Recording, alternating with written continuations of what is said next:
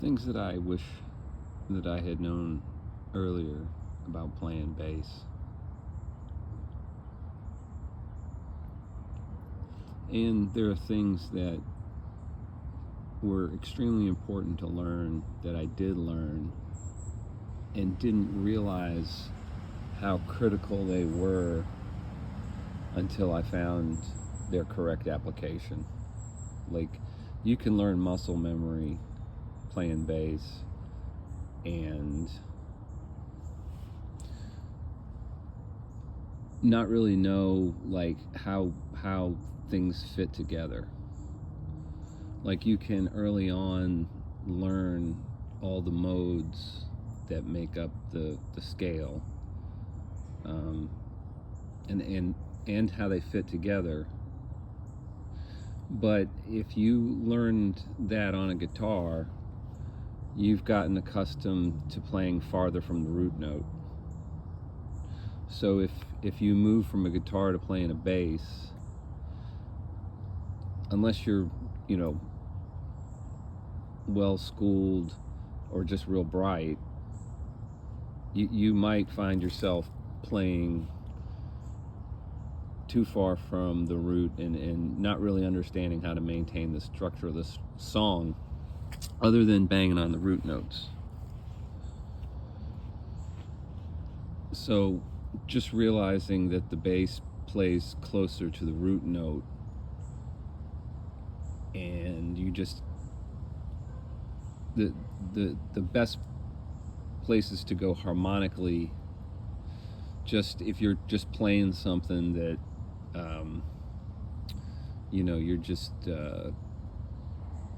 you're not trying to be real like fancy or creative with it, you're just trying to make like blocking and tackling music, is the arpeggio. So those are the first places to go when like navigating a chord structure, is just find creative ways to work in the root, the third, and the fifth, and learn where all those patterns occur all up and down the fretboard. Because the bass is tuned the way it is, the shape of that structure is going to be the same no matter where you put your finger on it. It's just a question of whether or not you have enough strings to do what you're needing to do.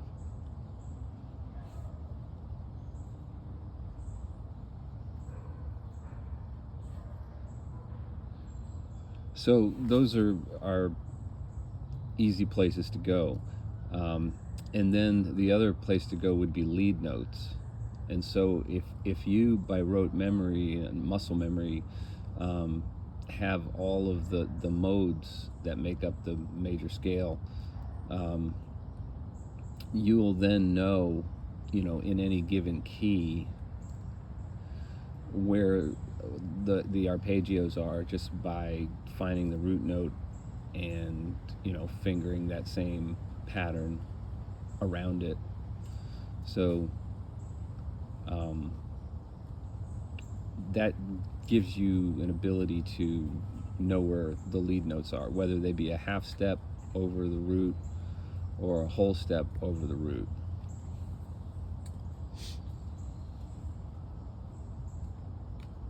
So lead notes can be used to kind of double along with the voice melody as it descends into a root note.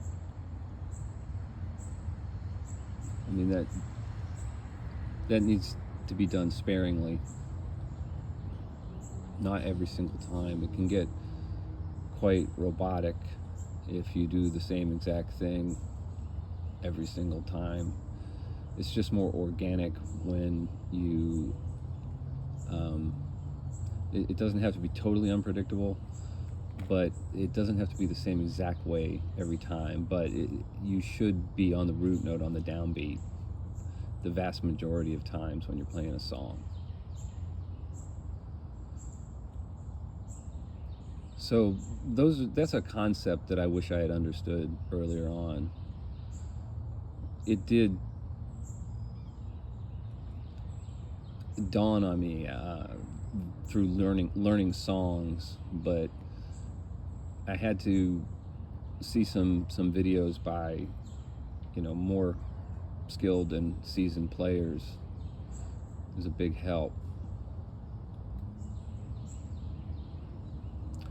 But that's pretty fundamental. And then, if you have to do a solo, you can get a little farther away from the root note,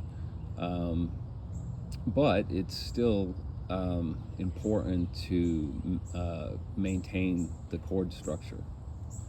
So revisiting the root notes on the downbeats in creative ways. But I mean, I know there's much more than that. I mean, it's not always going to be the root note, and there's just so many things that you can do melodically, harmonically. But I'm just talking about meat and potatoes bass playing. So root third, fifth, seventh, ninth, or second. Those are kind of where you're mostly going to be. So, if you learn the pentatonic scale, it's pretty close to the arpeggios of like its root. So a lot of times you're safe to just, play the pentatonic around a piece. So that's root third, fifth, second, sixth.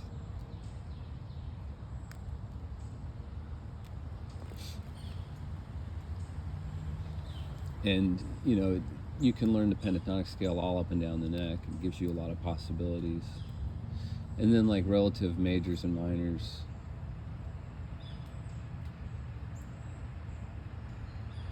So 3 notes in is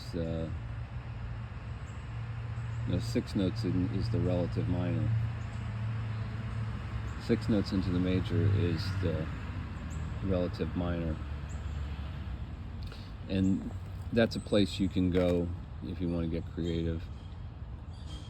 Like you can play notes off the relative minor across the major.